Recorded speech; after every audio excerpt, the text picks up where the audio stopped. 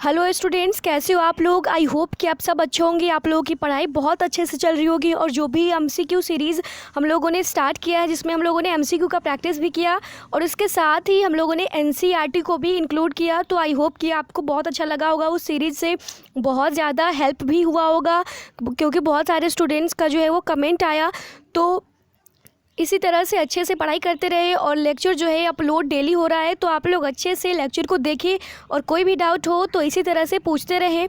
और आज आप लोग देख रहे होंगे हम लोग नए चैप्टर की तरफ बढ़ रहे हैं। आज हम लोग नए चैप्टर में एंटर हो रहे हैं, जो चैप्टर नंबर 3 है, क्योंकि 1 और 2 चैप्टर, ठीक है, जो पहला चैप्टर था द लिविंग वर्ल्ड, हम लोगों ने क्लास 11th का कंप्लीट कर लिया है। और चैप्टर नंबर 2 भी, जो बायोलॉजिकल क्लासिफिकेशन था, उसे भी हम लोगों ने कर लिया है। तो आज हम लोग जो बात करेंगे वो है चैप्टर नंबर 3 की तरफ, वो है प्लांट किंगडम।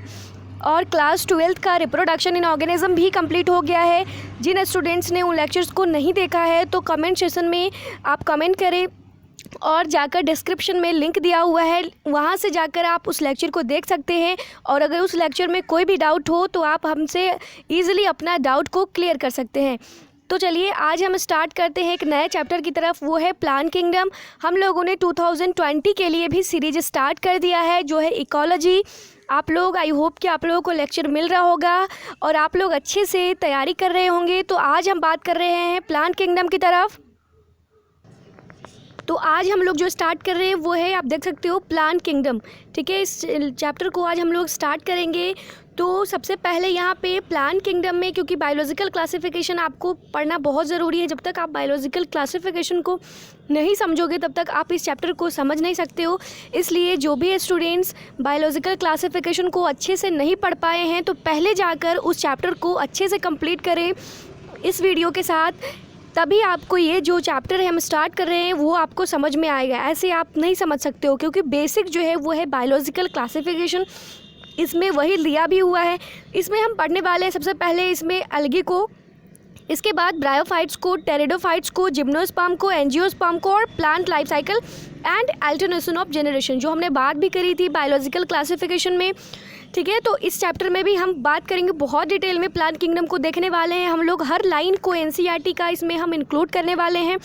सबसे पहले हम एनसीईआरटी से पढ़ेंगे, इसके बाद हम लोग एमसीक्यू भी करेंगे। 150 से 200 तक एमसीक्यू भी हम लोग सॉल्व करने वाले हैं। तो अच्छे से बस पढ़ते रहिए, हमारे साथ बस जुड़े रहिए और कोई भी डाउट हो तो पूछते रहिए, क्योंकि बिना डाउट का, जब तक आपको डाउट का सॉल्यूशन नहीं मिलेगा तब तक आप कभी भी अच्छा परफॉर्म नहीं कर पाएंगे। तो चलिए ज़्यादा टाइम आपका न लेते हुए स्टार्ट करते हैं हम आज का हमारा सीरीज़, जो कि है प्लांट किंगडम। सबसे पहले लिखा हुआ है इन द प्रीवियस चैप्टर, इससे पहले चैप्टर में we look at the broad classification of living organism, ठीक है। हम लोगों ने देखा कि क्लासिफिकेशन का जो लिविंग ऑर्गेनिज्म है उसका जो है वो किस तरह से हम लोगों ने देखा है under the system propose by Whittaker 1969 में। जो विटेकर थे वो क्या प्रपोज किया उन्होंने, 5 किंगडम ऑफ क्लासिफिकेशन को प्रपोज किया था। उन्होंने दिया था, कब दिया था, तो 1969 में इन्होंने हर वो कैरेक्टर को इंक्लूड किया था जो बाकी साइंटिस्ट नहीं कर पाए। बहुत सारे साइंटिस्ट आए थे, लेकिन बहुत चीज़ें उन्होंने मिस कर दी। तो सारे को जो पूरा किया वो है विटेकर। इसके आगे भी क्लासिफिकेशन होते रहेंगे, जैसे जैसे हम लोगों का जो थिंकिंग है ह्यूमंस का वो बढ़ेगा। इसी तरह से जो है नए नए जीवों का क्या होगा, डिस्कवरी होगा, नए नए ऑर्गेनिज्म का डिस्कवरी होगा। तो where in the suggested the 5 kingdom classification, 1 second, Monera, Protista, Fungi, Animalia and Plantae. जो विटेकर थे उन्होंने 5 किंगडम दिया था, 5 किंगडम ऑफ क्लासिफिकेशन दिया था। पहला मोनेरा, जिसमें इन्होंने बैक्टीरिया को रखा था, देन प्रोटिस्टा आया, देन फंजाई आया, फंजाई के बारे में हम लोगों ने डिटेल में डिस्कस करी है। इसके बाद एनिमेलिया आया, इसके बाद प्लांटी आया। एनिमेलिया को हम लोग प्लांट किंगडम में नहीं, एनिमल किंगडम में पढ़ने वाले हैं, जो कि है चैप्टर नंबर 4। बहुत ही इंटरेस्ट के साथ हम लोग पढ़ेंगे। तो बिल्कुल भी ये नहीं सोचना है कि ये चैप्टर जो है बोरिंग है, क्योंकि ये हर चीज़ इसमें जो है वो सीखने वाला है। तो हम लोग इसलिए नहीं पढ़ रहे कि हमें एग्ज़ाम निकालना है, हम लोग इसलिए पढ़ रहे हैं ताकि हम लोग को सीखना है किस तरह से जो है वो प्लांट किंगडम बना, किस तरह से प्लांट जो है वो इस अर्थ पे आया। तो हम सारी चीज़ों को हम लोग को इंटरेस्ट के साथ जो है वो सीखना है। हमें कभी भी इस तरह से नहीं पढ़ना है कि हमें बस एग्ज़ाम निकालना है। अगर आपने इस तरह से सोचा तो कभी भी आप अच्छे परफॉर्म नहीं कर पाओगे जितना आप कर सकते हो।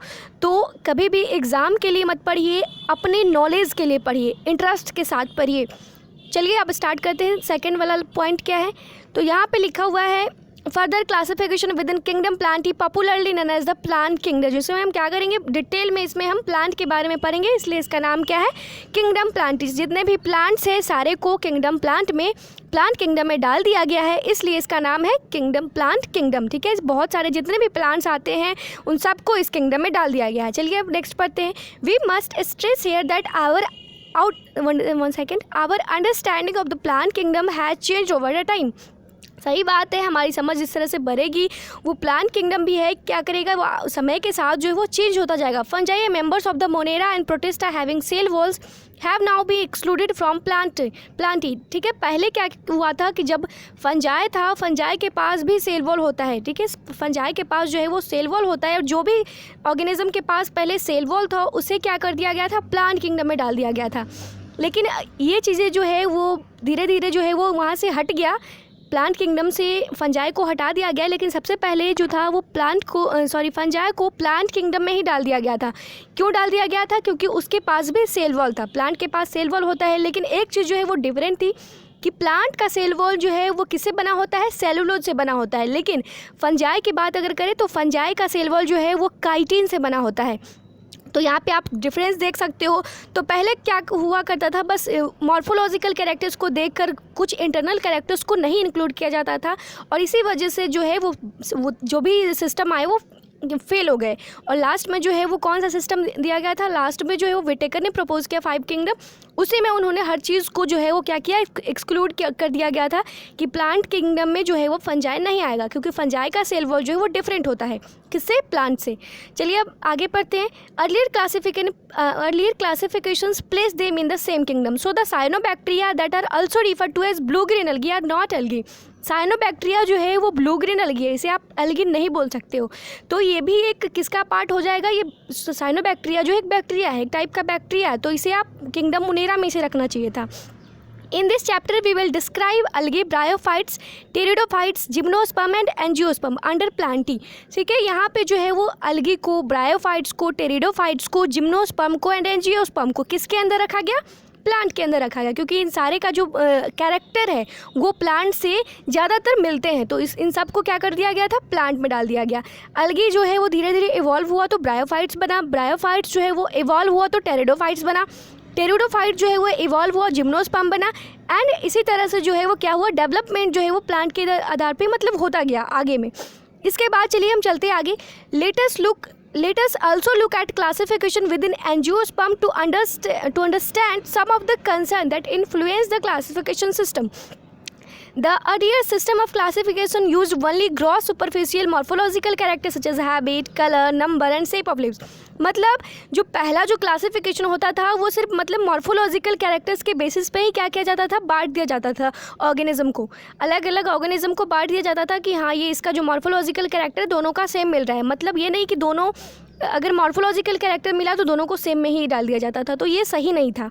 तो इसके बाद यही बोल रहा है यहाँ पे, they were based mainly on vegetative character on the androecium structure, मतलब सिस्टम गिवन बाय लीनियर्स, जो लीनियर्स दिए थे।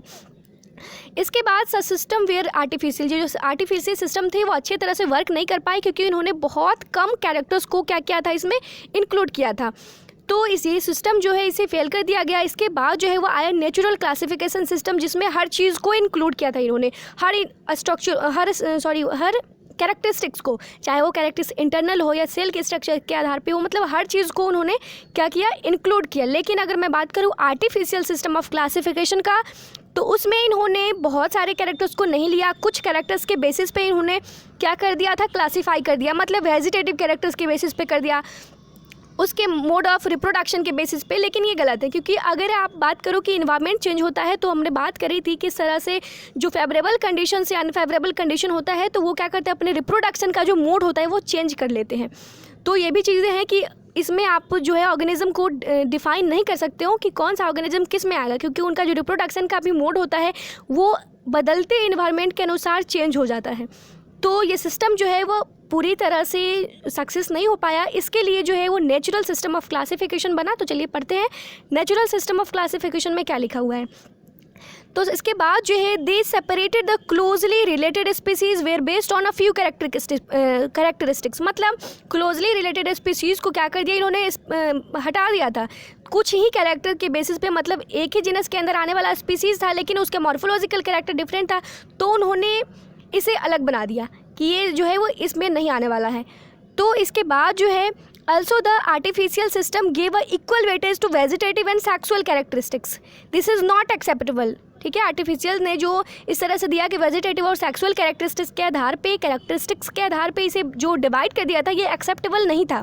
Since we know that often the vegetative character are more easily affected by environment, जो कि हम लोगों को पता है कि वेजिटेटिव कैरेक्टर्स जो होते हैं वो इन्वायरमेंट के से अफेक्ट हो जाते हैं ईजिली।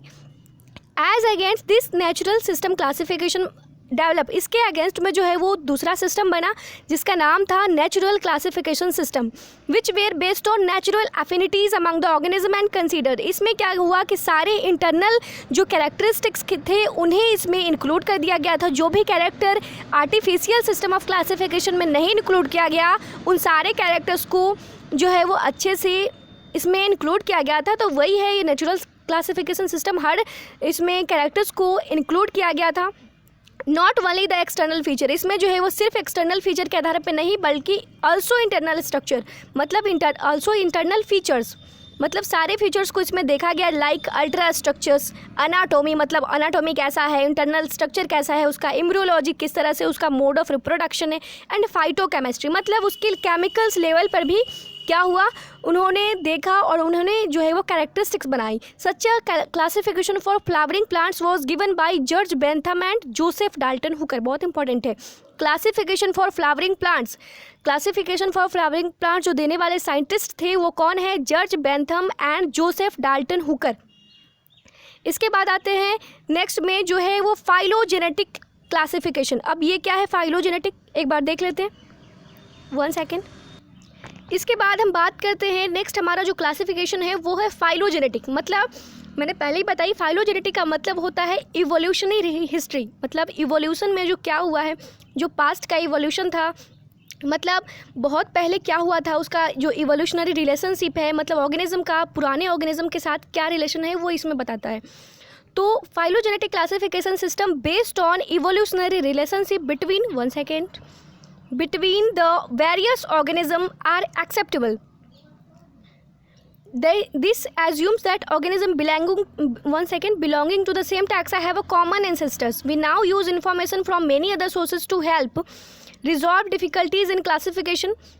मतलब पहले के जो बहुत सारे जो पुराने ऑर्गेनिज्म थे उनका जो रिलेशन है वो अभी के ऑर्गेनिज्म के साथ था, लेकिन वो जो है वो पता अच्छे से नहीं था। We now use information from many other sources to help to resolve difficulties in classification. और इससे क्या हुआ कि ऑर्गेनिज्म का, लेकिन अब जो है वो हमारे पास बहुत सारी चीज़ें जो है वो है, तो इस वजह से अब क्लासिफिकेशन में ज़्यादा डिफ़िकल्टीज नहीं होती। They become more important when there is no supporting fossils evidence. अब आया जो है वो नेक्स्ट है न्यूमेरिकल टैक्सोनॉमी, साइटो टैक्सोनॉमी और कीमो टैक्सोनॉमी। न्यूमेरिकल टैक्सोनॉमी क्या होता है, सबसे पहले समझते हैं टैक्सोनॉमी क्या होता है। टैक्सोनॉमी का मतलब होता है अगर क्लासिफिकेशन को हम रूल के बेसिस पे करें, ठीक है, जब हम क्लासिफिकेशन को रूल के बेसिस पे करते हैं तो उसे हम बोलते हैं टैक्सोनॉमी। अब यहाँ पे बात करें न्यूमेरिकल का, तो उसमें का मतलब क्या है, which is now easily carried out using computers, is based on all observable characteristics. ठीक है, इसमें हम कंप्यूटर का यूज़ करते हैं। Number and code are assign to all the characters and the data are there process, मतलब आप number और कोड डालो तो आपको सारा डाटा जो है वो मिल जाने वाला है कि जो ऑर्गेनिज्म है, ऑर्गेनिज्म मतलब किस किंगडम का है, किस क्लास का है, आपको हर चीज़ मिल जाएगा। तो ये है numerical taxonomy. In this way each character is given equal importance and at the same time 100 of character can be considered. इसके बाद हम बात करते हैं साइटो टैक्सोनॉमी का, that is based on cytological information. मतलब यहाँ पे बात करी जाए तो क्रोमोसोम नंबर किस तरह का है, ऑर्गेनिज्म का स्ट्रक्चर कैसा है, बिहेवियर कैसा है, तो ये सब आपको मिल जाएगा साइटो टैक्सोनॉमी में। इसके बाद जो नेक्स्ट है हमारा वो है कीमो टैक्सोनॉमी। कीमो का मतलब होता है केमिकल के बेसिस पे, ठीक है, केमिकल के बेसिस पे ऑर्गेनिज्म को डिफाइन करना, मतलब इसमें किस तरह का केमिकल्स है। Chemotaxonomy that use is the chemical constituents of the plant to resolve confusions are also use by taxonomical this days. मतलब अभी के जो टाइम है वो बहुत सारी चीज़ें हमारे पास है, हमारे पास कंप्यूटर्स है, हम हर चीज़ को क्या कर सकते हैं, ईजिली डिफाइन कर सकते हैं, लेकिन पहले इस तरह का सिस्टम नहीं था, तो क्लासिफिकेशन करने में बहुत ज़्यादा प्रॉब्लम होती थी। जब एरिस्टोटल थे उनके टाइम तो कुछ भी ऐसा नहीं था, इसके बाद लीनियस आए, उनके पास भी ऐसा कुछ नहीं था, इसलिए वो जो है वो सही से प्रॉपर क्लासिफिकेशन नहीं कर पाए। तो अब जो है वो धीरे धीरे जो है जो ह्यूमंस है उसका जो नॉलेज है वो बढ़ता जा रहा है, डिस्कवरी में थिंकिंग जो है वो हाई होता जा रहा है। तो इसी तरह से क्लासिफिकेशन सिस्टम जो है वो चेंजेस होते जा रहे हैं और आगे भी होते रहेंगे, क्योंकि हमारे पास बहुत सारे सिस्टम्स जो है अब अवेलेबल है। तो हर चीज़ हम लोग क्या कर सकते हैं, अब डिस्कवर कर सकते हैं। तो आगे जो आप देख सकते हो ये है अलगे। तो अलगे के बारे में इसके बाद आप देख सकते हो बहुत जल्द हम लोग इस चैप्टर को भी कंप्लीट करेंगे। अलगे के बारे में हम लोग कल से स्टार्ट करने वाले हैं, बहुत इंपॉर्टेंट है, बहुत डिटेल में हम लोग पढ़ेंगे। अभी तो बस आप देख सकते हो यहाँ पे हम लोगों ने इंट्रोडक्शन करा है और अलगे के बारे में, इसके बाद ब्रायोफाइट्स, टेरिडोफाइट्स, जिम्नोस्पर्म, एंजियोस्पर्म, सबके बारे में हम यहाँ पे डिटेल डिस्कशन करेंगे। हर जो यहाँ पे देख सकते हो मेंबर है, जैसे अलगे हो गया, उसे हम 1 दिन में कंप्लीट करेंगे। तो 5 से 6 दिन में आपका ये चैप्टर भी कंप्लीट हो जाएगा विथ डिटेल के साथ, और इसके साथ आपको नोट्स भी मिलने वाले हैं। तो अब जो नेक्स्ट लेक्चर आएगा उसमें हम लोग नोट्स के साथ बात करेंगे और कुछ MCQ भी सॉल्व करेंगे। ठीक है, तो तब तक के लिए समझते रहिए, पढ़ते रहिए। और जो लेक्चर जा रहा है रिवीजन सीरीज़, अगर आप 2021 के भी स्टूडेंट्स हैं तो उस सीरीज़ को ज़रूर देखें, ताकि आपका जो सिलेबस है वो अच्छे से कंप्लीट हो पाएगा और आपको पता चलेगा कि क्वेश्चन किस तरह से आता है। तो जो भी लेक्चर यहाँ से अपलोड हो रहे हैं तो अच्छे से आप लोग को देखना है, और कोई भी डाउट हो तो ज़रूर पूछिए। तब तक के लिए पढ़ते रहिए, समझते रहिए, कोई भी डाउट हो तो ज़रूर पूछिए। All the best all of you.